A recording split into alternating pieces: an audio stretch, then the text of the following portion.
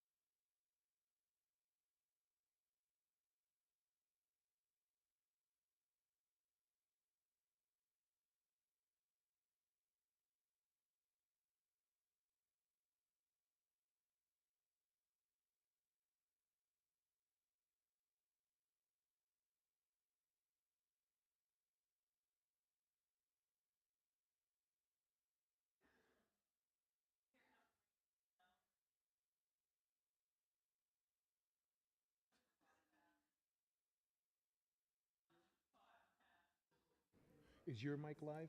No. I like to It's pretend. a good thing. I like to pretend. Can you hear? Ooh. Oh, Ladies and gentlemen, we're in okay. business. Here we go. Hello, everyone. I'm Linda from Reentry Sisters. Thank you so much for being here at the end of the conference to help us close it out. And we are fortunate to participate in this conversation that goes beyond reentry with panelists who defy social expectations by transforming standards for life and meaning after incarceration. Now, these experts lead by example and help change the narrative of justice-impacted people through their scholarship, advocacy, and leadership. And before we get into our panelist discussions, can I have a show of hand? How many of you work in reentry organizations right now? Great, thank you. And how many, yes, thank you. Thank you. And how many of you are actually in your own reentry? I know I am. Nice, thank you so much for sharing. Okay. So we'll leave a little bit of time at the end for your questions and also create some space for the panelists to ask questions of one another if they choose. And so to my immediate left is Cuba Jackson, a lead strategic partners coordinator for the Maine Prisoner Advocacy Coalition, an entrepreneur who hires formerly incarcerated people to work in his construction business. Also, Cuba speaks 10 languages. Oh. Very impressive. What are those? I don't know. And next to Cuba is Frank Zaro. In addition to Frank's work as a social impact project director, providing essential support and resources for system-impacted people, Frank was also part of a folk duo in the 60s and the 70s. So, yeah, so maybe we can get him to perform on Abolition Night next year. Yes. Got my vote. And next to Frank is David Carranza. He's on the board of Underground Scholars, working with justice-impacted students, and he's also the co-founder of Create Innovations, taking a human-centered approach to advocacy, housing, and you know what about Dave? He loves to work with his hands, and he actually built a house from the ground up. Okay. Right. Very impressive. And next to Dave is Nicole LeMay. She is the program manager of Recovery Housing Maine and restorative specialist for youth-led justice.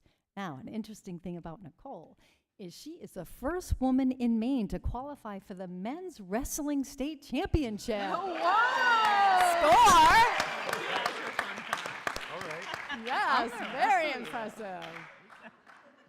And next to Nicole is Nikki Butler. Nikki founded and now manages Maine's first co-ed LGBTQA-friendly sober home and is the director of overdose prevention at Maine Access Points. Nikki is also, she is also a certified intentional peer support, recovery coach, and suicide interventionist. But one impressive thing about Nikki that we don't really know is that she is a spelling bee champion. All right. Very impressive panelists we have today. Thank you so much, all of you, for being here. So, our audience has your impressive bios. And before we discuss the organizations that you work for and represent, can each of you share a brief story of a pivotal moment or a challenge where you experienced a significant transition after incarceration that ultimately led you where you are today? This is for all of you, so jump in when you're ready. All right, I'll go. So when I first was released, I was released into a reentry house, and it was kind of a sham place. Like, it was, it wasn't the best place. I wouldn't send anyone there, no one that I cared about or no one that I didn't really care that much about. And I was kind of pressured into working for free as the manager for quite some time, like 7 months. And I was put in positions that I never should have been put in.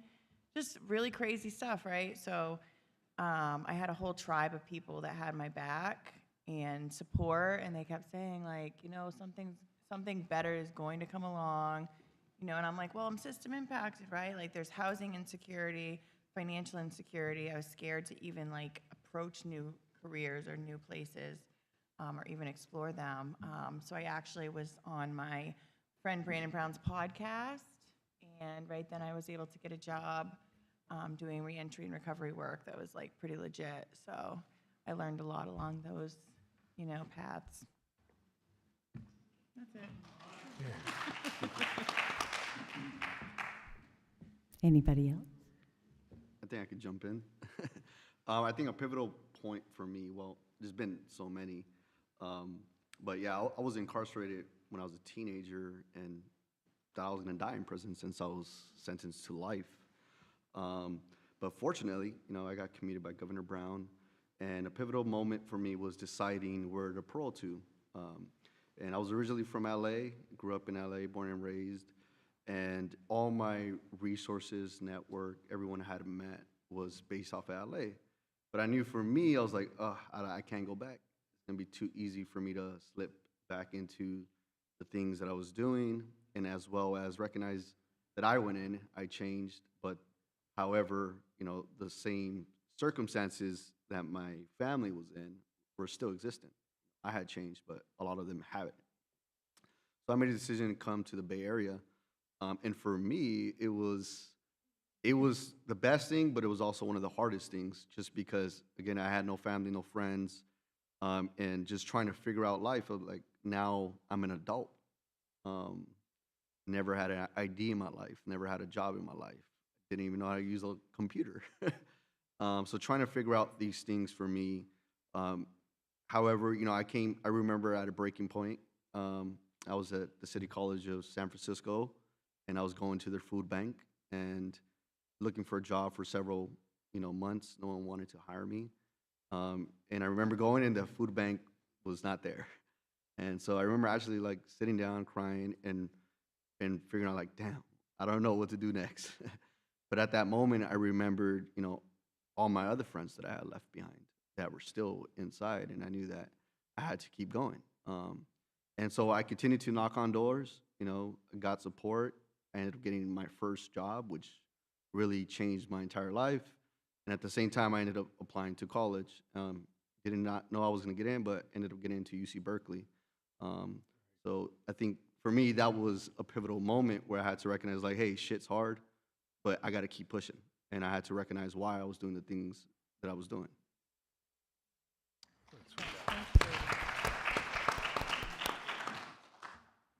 So I appreciate the question. For me, I think the pivotal moment for me, I was educated in prison after serving nearly a decade there, and I say serving because it was work. It was, you know, long, grueling days and things like that, trying to just do things like buy soap and smell good, you know.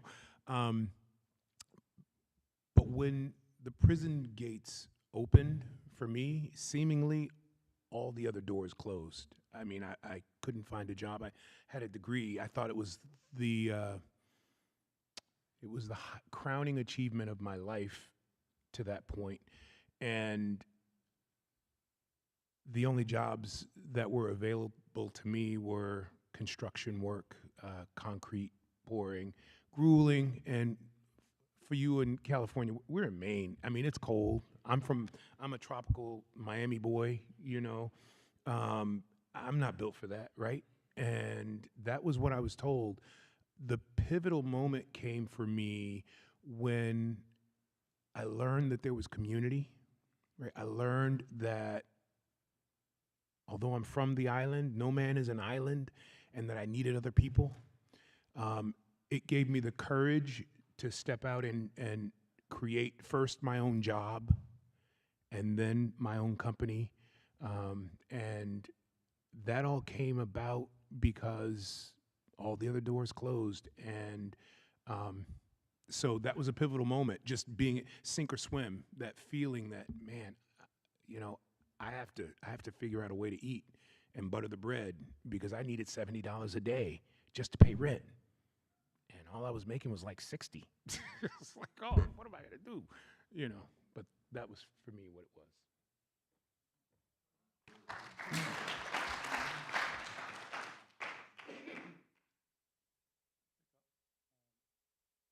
I first came home, I was privileged to.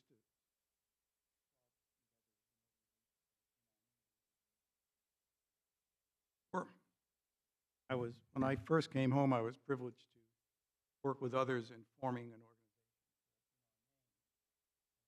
civic learning advocacy group, criminal justice. Not on? Am I off to a good start?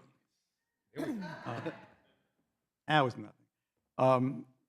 When I first came home, I was able to form an organization called In Our Name. And it's a civic learning advocacy group that basically shares information with the community about what goes on in the criminal justice system and the prison system. And I was, at that time, I met a fellow called Jonathan Gray-Dess, who was then director of the New York State Defenders Association. And he's since passed away. The man was a legend in criminal justice and public defense. And I got to know, I thought I knew a lot about, but I got to know many of the things that were wrong in our public defense systems. And we got to the nitty-gritty of it. And I made the connection of how the gatekeepers of the prisons are the defense lawyers or the lack of them. And so a lot of the work that I'm doing now is driven in public defense, the importance of seeing to it that people who are facing the justice system have quality representation. It's key. But knowing Jonathan and then going to work for him for 2 years was a great start of a new life, and I'll always remember him for that.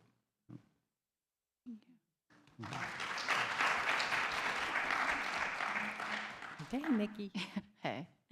I think the biggest pivotal moment for me since being released and the biggest transformation for me was realizing that my lived experience and my self-worth was actually valuable. According to society and everybody else in my life, I was just this drug addict, drug dealer, convict that was never going to amount to anything. And through my self-worth and people believing in me, I was able to negotiate my dream job, my salary, and I was like, actually, you want what I have, and like, you're gonna pay me for it, and I'm gonna live a livable wage.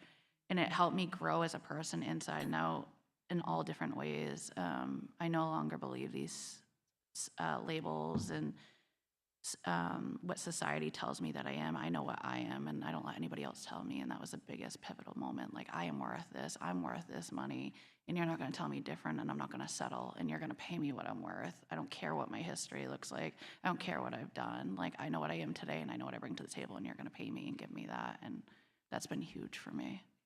That's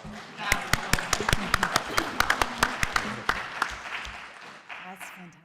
Thank you all so much for sharing those stories. And we're going to get started with you, Dave.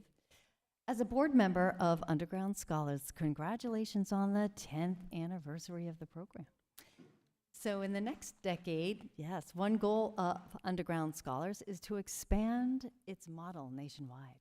So can you give us an overview of Underground Scholars' mission and the parts of the program that's working that you want to expand? Yeah. Ultimately, the mission is to get more people in education, get more people into universities, to continue growing and going down that path. Underground Scholars recently made a little transition. So we recognize that, you know, all universities are a little bit different, specifically in Berkeley. There's a lot of lacks of support from the university, and a lot of red tape around supporting our students. So we understood that we needed to do something else so that we could continue doing the work for our students. So we started our own nonprofit We still have underground scholars at Berkeley, but we have a separate entity now. Through that, we hope to continue to grow and not expand USI nationally, but be able to share over the 10 years the experiences of what has worked, what hasn't worked, the different barriers we have faced, and also our successes that we have had. And a lot of it is recruitment, retention, and one thing that I personally like the most is the wellness aspect of it. While in school and trying to work towards a degree, towards your goals, being supported, whether that looks like financially, whether that looks like therapy, or just different access to different resources. So our hope is to be able to share what we have learned throughout the 10 years and to increase that throughout the nation so that more folks have access to higher education, and not only that, they are supported through that education.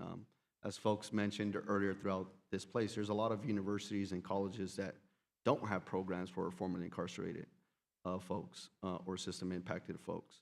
So our hope is to be able to reach out to those places where folks don't have those programs and be able to establish those programs to provide that support for the folks. Mm-hmm. Thank you, David. I think the wellness aspect is so important. And then when you get into PEP programs, right, how do you create wellness on the inside? That's another huge issue for our currently incarcerated students, something for us to think about, how we can provide wellness services to them. So thank you. Nicole, down to you. So can you please share any differences that you notice between men and women? And for people who work in reentry, what should they know or ask the people that they work with? Yeah, so some people, I've noticed that there are some places that don't really acknowledge and name the differences, but we are different, right? So I think it starts with like the traumas that we either have faced or will face upon reentry.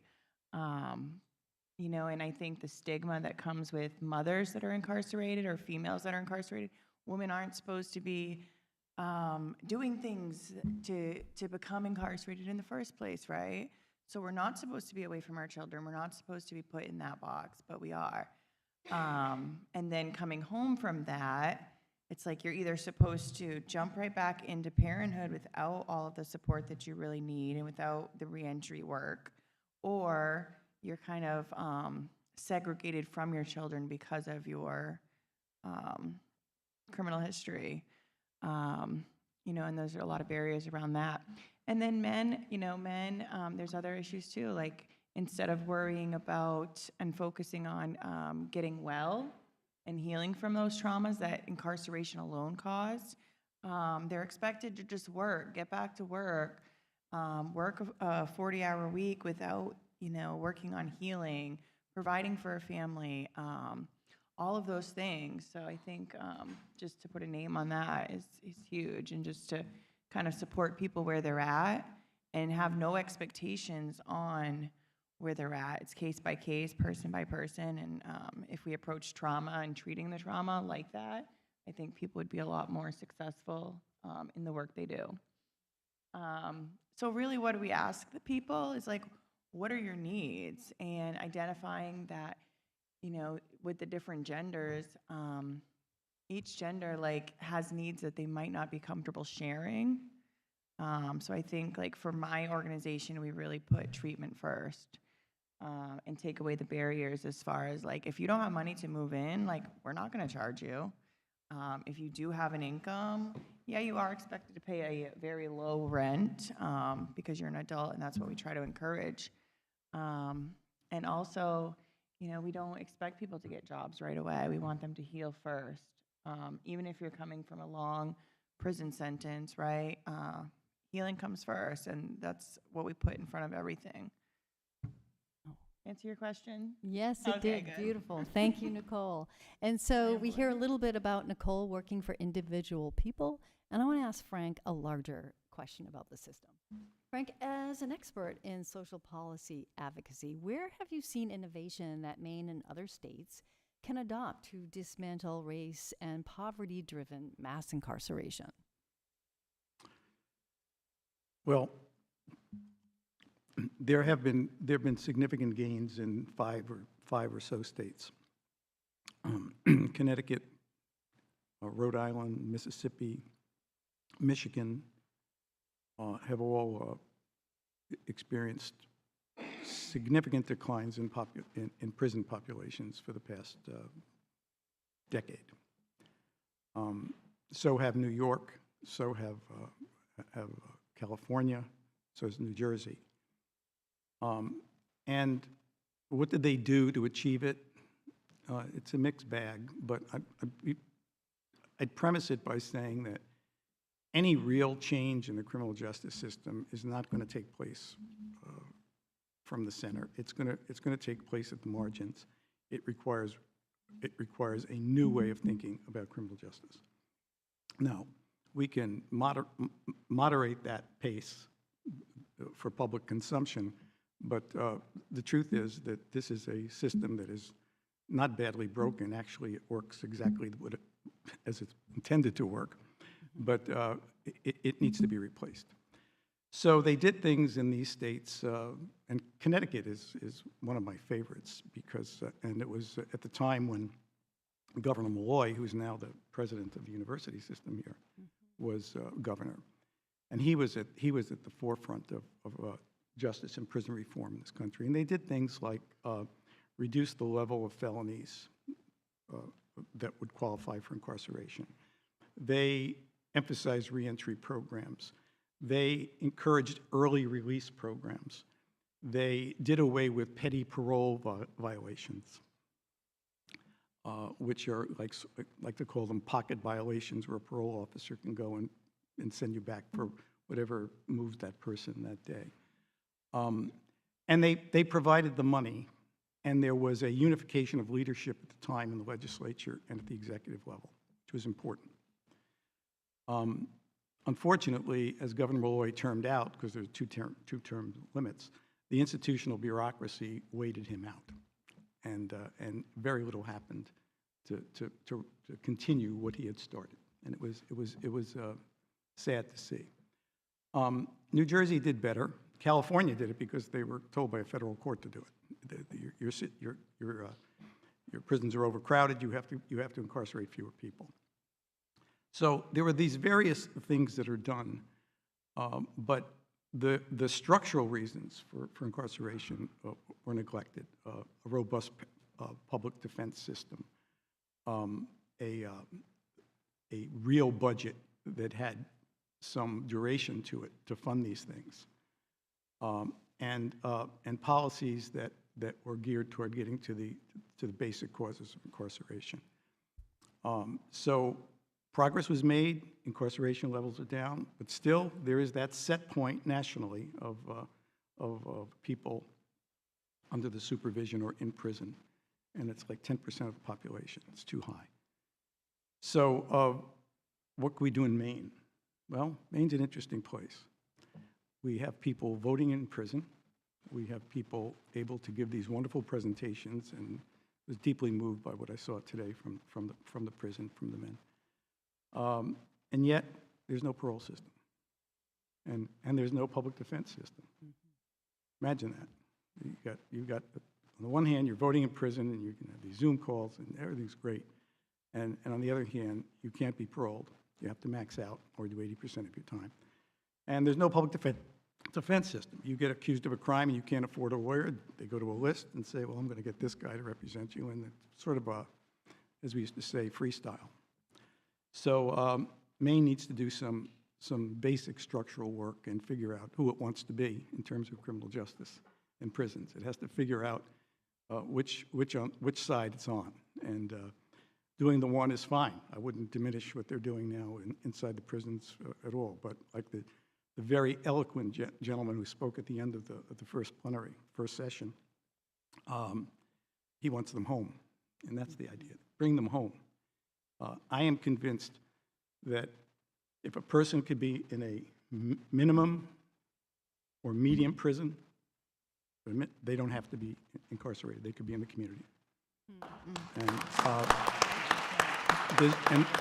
And, there's one caution I would make is, I finished reading this wonderful book called Prison by Any Other Name, and I think we have to be very careful not to create programs on the outside that mirror programs on the inside. It's an extension of it's the extension of the correctional system, and it just does the same things. And privatization of reentry programs, monitoring devices that people are selling for a profit, people who discover social justice and reentry as a new business.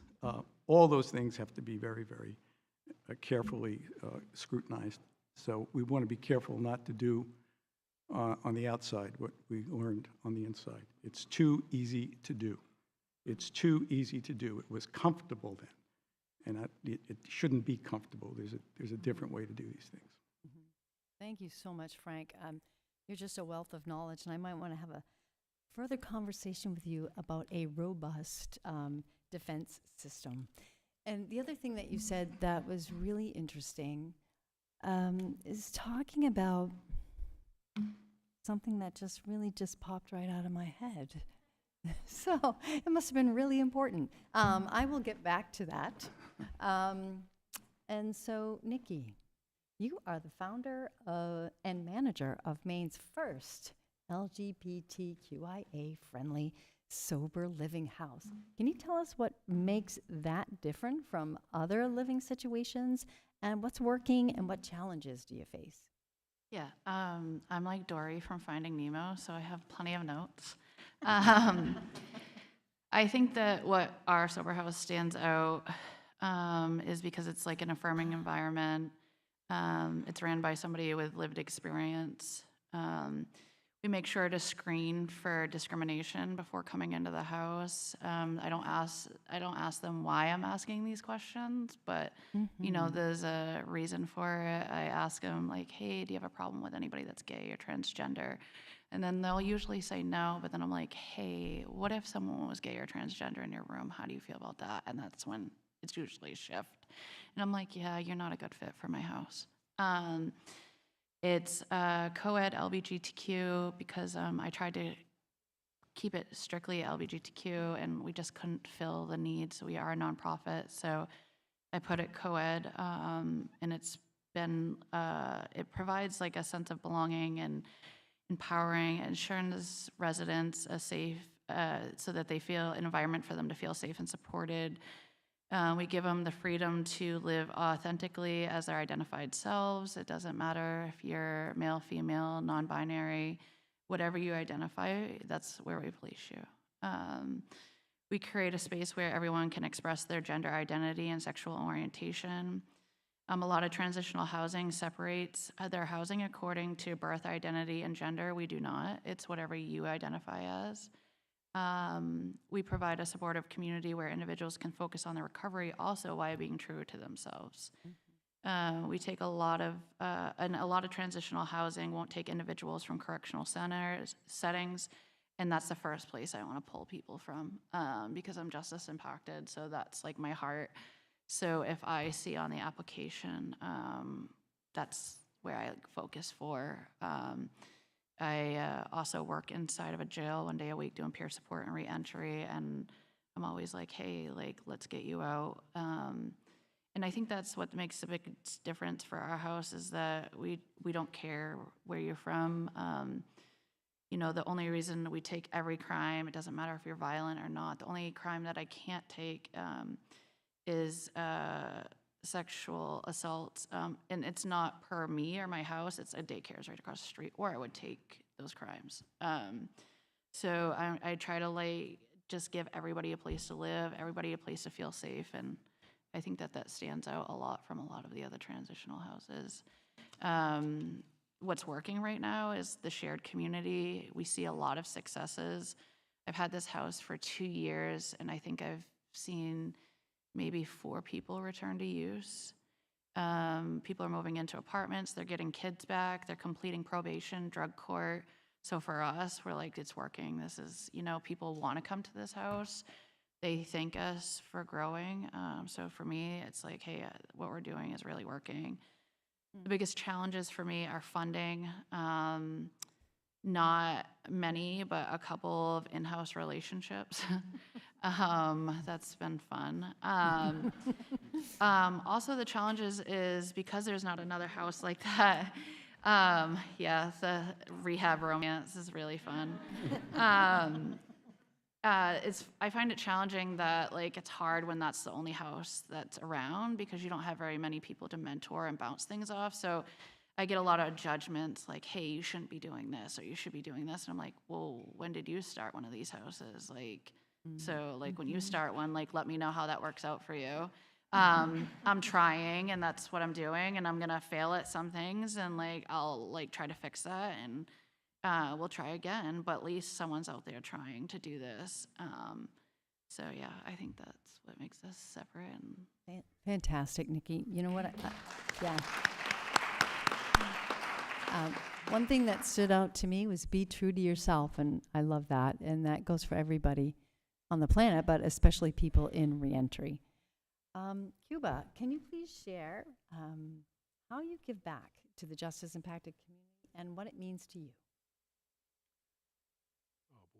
That's a good question. I would love to say, I guess the question would be how I give back to my mother, how I give back to my brothers and sisters. One of the key ways that I give back, one is to see them, right?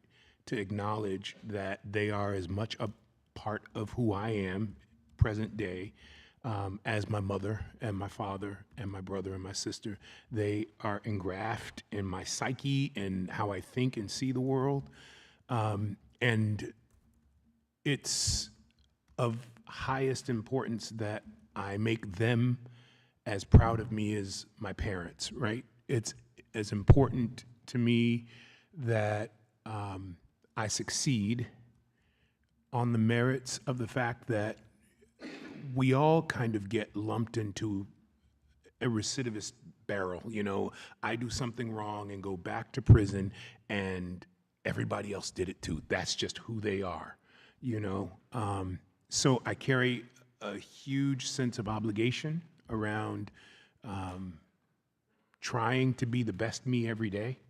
And one of the ways that I give back is to go back.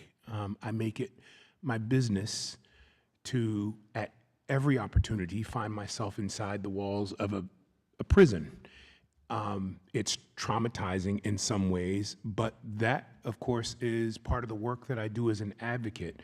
I would love for a day to exist when someone who was in a correctional facility has no fear whatsoever returning to visit their loved ones. Many of these people were my family for 10 years. They celebrated my birthdays. They cried with me when I lost family members. They attended my graduation, and they were the only attendees. And so there's just a debt. I don't want to belabor it, but it's hard to quantify how. I would say another way of giving back is when my brothers and sisters return home. They are, fair or unfair, given preferential treatment by me and the company that I run, because I recognize how many doors get closed for people like myself. So not only, shameless plug, at 3T Builders and Renovators, do we prioritize hiring people with lived experience, we actually, are there any reporters in the room? We actually discriminate and try not to hire those without lived experience because there just aren't enough opportunities for individuals like myself who Nothing to need apologize for. who need to. Well, I said I discriminate, but it's not a protected class. They're just people, But that's just one of the ways that I give back. And I'll stop there, but that's one of the ways I give back. You were supposed to grab this thing when I started getting No, winded. no, Because you're I could go on for another 2 minutes on this. Oh, that's great. Thank you so much. David, you're the co-founder of Create Innovations. So on your website, your goal says to provide housing to everyone who needs it. I'm just going to say, wow, when I read that, it just really struck home. So can you please share, how do you begin to accomplish that? And what strategies can we employ to reassure sustainability of funding in these grassroots types of organizations? Yeah. Well, first is recognizing the issue. And, through my experience, every city is a little different, but particularly in Berkeley, housing expense is crazy. The cost of living is crazy, specifically for the students who are attending there. And what happens is, first we had to I knew that there was an issue because I didn't get into student housing for 2 years. Then I also figured out, hey, my friend is actually sleeping in his car while he's attending his classes and working full time. And so I'm like, wait a minute, I'm not the only one going through this issue. And so me and my best friends, we got together, like, hey, how can we tell this story so that we could bring it into light? And how can we strategically strategize different places, whether that's speaking to state legislators, whether that's speaking to private foundations? How can we paint this picture of this need? And so what we did is did the research. So we surveyed over 120 students who were specifically people of color, who had different backgrounds, whether they were formerly incarcerated, foster youth, first generational college students. And what we found was that 95% of them struggled to pay the rent. That 82% of formerly incarcerated actually struggled to even secure a place. So as we gather this data of okay, now we can start painting this picture to different folks. And while we're doing that, what can we do right now to actually start helping out people? Let's not wait 2-3 years when we finally acquire a building or able to accomplish this. And the first thing is knowledge. How do we teach the knowledge to our people? Like, hey, specifically in California, what are the things that are stopping you from getting into a place besides obviously the money? Whether it's credit, how do we teach you how to build credit? How do we teach you the basics?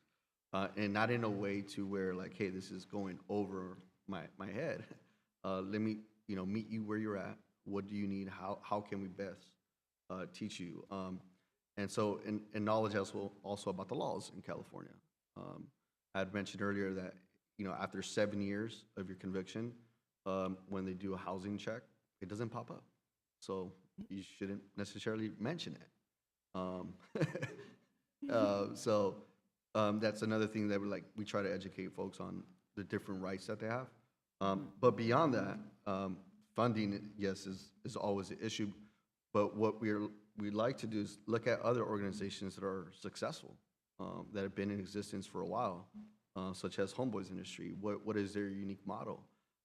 What are their different revenue sources?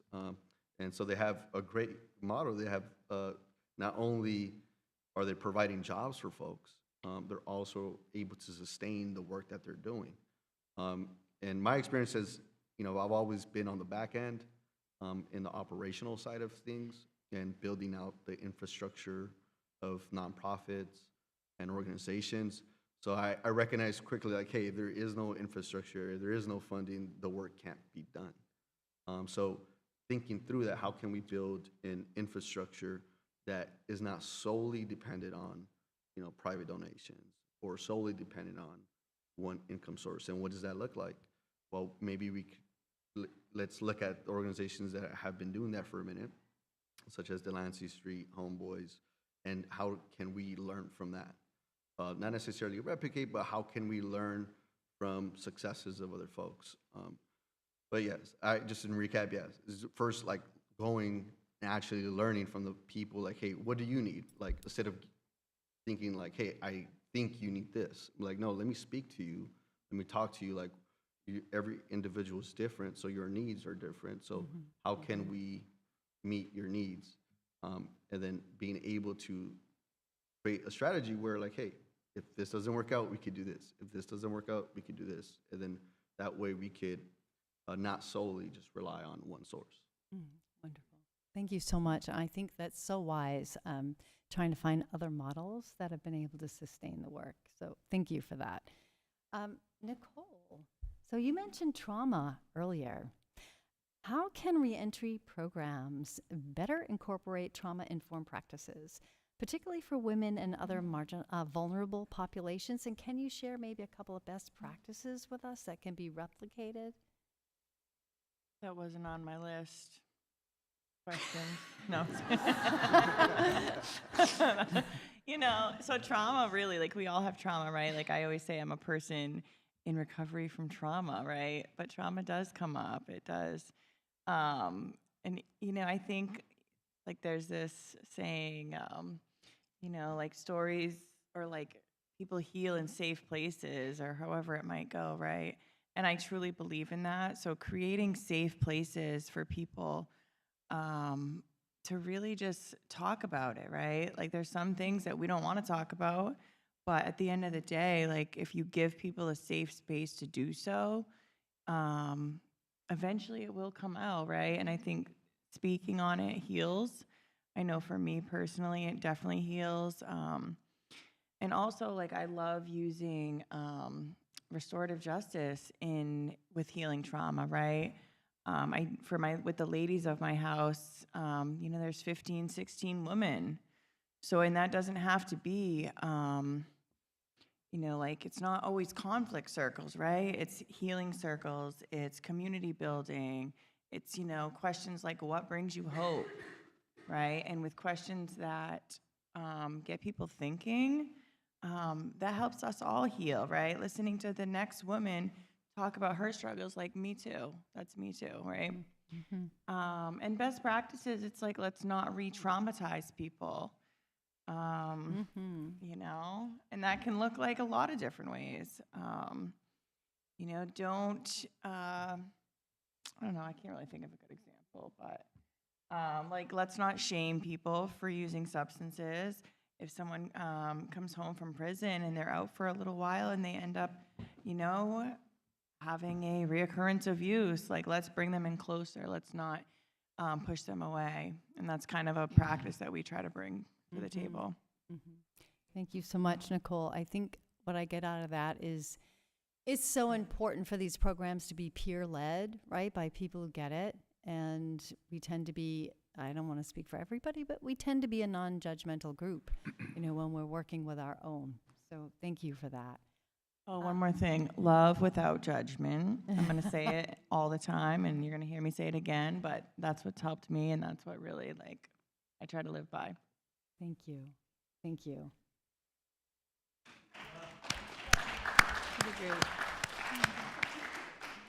So Cuba, I think that most of us can agree that recidivism is an inadequate measurement, right, of people's success after release. Right, so what metrics would you add to the measurement of reentry success, and how would you measure those? I guess it depends on who is weighing the factors. If it were a governmental body and they were simply saying, hey, the goal is not to return back to prison or have any new criminal activity in your life, then I guess by that measure, you are successful, right? You come out, you find a way to be productive and live. But from the lens that I see, I would say, so we spoke about giving back. For me, success for someone coming out is making sense and giving meaning to the experience of having a lived experience. So many people that I walked with in prison wanted to segregate and marginalize that period of their lives. So for me, that would have represented a quarter of my life at the point in time that I was there. And so for me to take a quarter of my life and say, I can't wait until it's over and I'll forget about this place and move on, is problematic because so much of me is a quarter of my life, you know? So honoring that time, good or bad, growing from it, and then using that to form a bridge would be one of the key measures for me of whether or not I or anyone else in my situation are being successful. For someone to blaze a trail and leave everyone else in the dust, that doesn't seem productive to me. But if someone were to blaze a trail, leaving crumbs along the way for others to follow, that seems productive to me. So providing guidance and community, a way for other people, and being a part of that community, identifying it and adding value to community. It's what we ask everyday citizens without lived experience to do. Well, you know, you have to be a part of community. You have to be productive. You need to contribute in some way. We call it taxes in some places, and in others we call it other things. But you need to be a part of that community and help us to grow. And so that's what I would measure and throw in the bucket as, you know, what are you doing to help the guy who was you 10 years ago, you know? Mm-hmm. Great. Thank you so much. That's, yes, thank you. So Frank, over to you. So how can we build stronger coalitions between reentry programs and other advocacy groups to push for systemic change? I mean, what are the strategies we can adopt for coalition building? I'm going to give you a two-part question because I just thought of the thing that I missed earlier, which is in this state, in Maine, folks on probation, we have way too many folks on probation for such a small state. We actually have in legislation where you can go to court to have that removed. Not a lot of people know about that. So I want to ask you, how do we close that gap between policy and practice?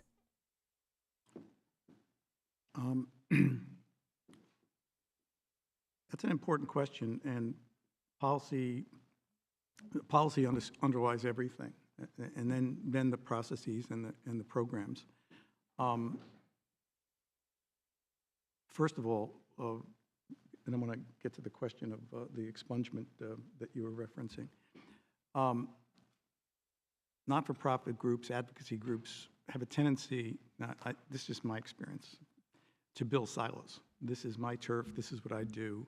And when somebody comes in with new ideas or a new organization, they get pretty cautious. You know, who are these people and what do they mean to me? Embrace other ways of doing things. Embrace other ideas, embrace other organizations until they show you otherwise that you shouldn't. Embrace them, be open to that, don't build silos. Gentlemen, you were talking about other sources of expanding funding. There are other ways of funding these things without relying on donations or taxpayer money.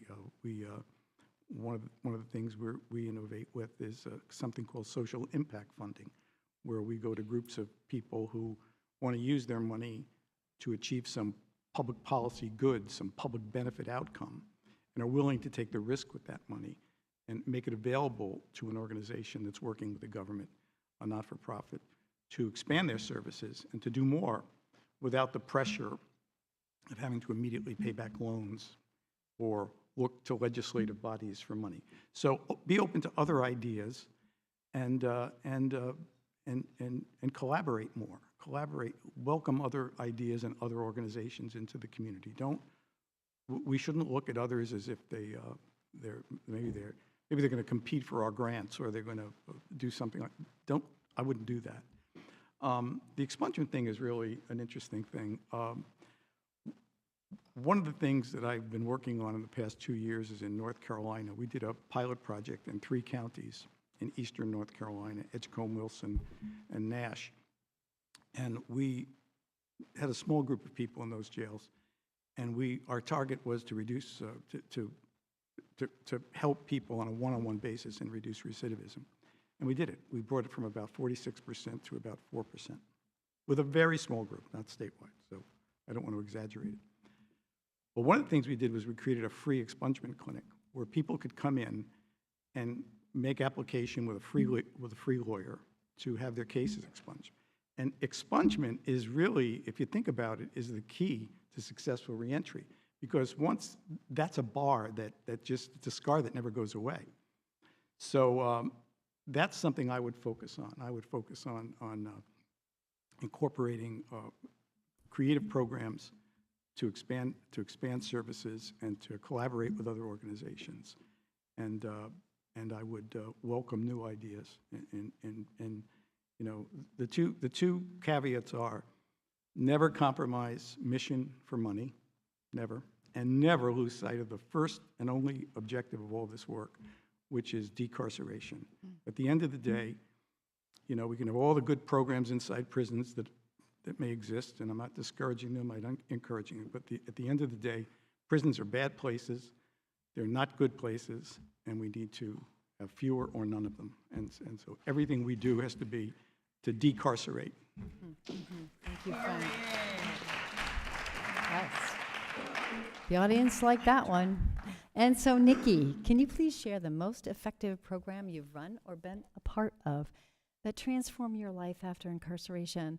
So was there anything that you sort of had to unlearn about yourself to move forward? Oh, yeah. So I think the most effective program that has helped transform my life, and before I was running this program, my best friend brought it into my life, is I work in harm reduction and overdose prevention. And what that has taught me and helped me transform my life is it showed me meeting people where they're at and just loving on people no matter what you've done, what crime you've done, like what you haven't done, just loving people, like knowing that everybody's someone's son, daughter, whatever, and they deserve compassion no matter what their life looks like. And I think that's been the biggest transformation for me and the biggest effective program that I've seen, is just like loving people no matter what. The biggest thing that I've had to unlearn is the code, right? Throughout my whole life, my family's from New York, and I was taught and I was ingrained about this code. And I had to learn that these friends that I was taking these codes for weren't really my friends and wouldn't put me in these situations to do these things. You know, I have my own responsibility in those situations. However, you know, I took charges, I did all kinds of things for people that I thought that that's what you were supposed to do. And in doing that, I didn't have a code for my son, you know? I didn't have a code for myself. I showed up for my friends, and I didn't show up for my son or myself. Today, I let people know in my life, I still love people no matter what their life looks like, but I also let them know, don't tell me stuff, because I'm not going to hold your secrets. I'm not going to put myself in these situations for you anymore. Today, because of my life and what I've done, I get to show up for my son, and my biggest amends to him is him not having me in prison, him not finding me dead of an overdose. So as far as I'm concerned, that code can go out the window.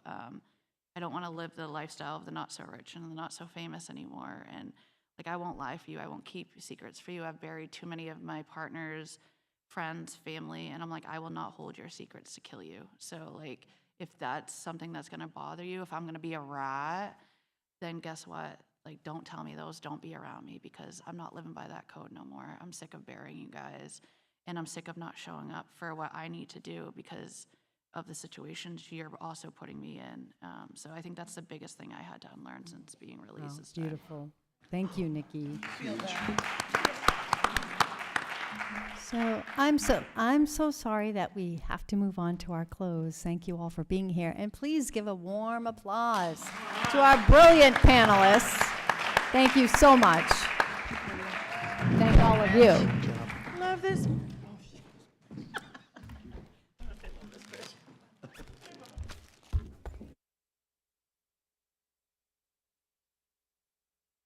Amazing. Thank you, Linda. Thank you, panel. One more round of applause. Do we have Miss Darlene George on the screen that can come up on Zoom? We're going to close us out. Look at California. I love you guys. Bringing the love this whole time. Largest delegation. You guys are loyal. Loyal. We're waiting for George. You met her? Darlene George. Our numero uno inside opportunity scholar was going to close us out with some closing remarks. Is it not working, Sky? Because if it isn't, okay, it's not working.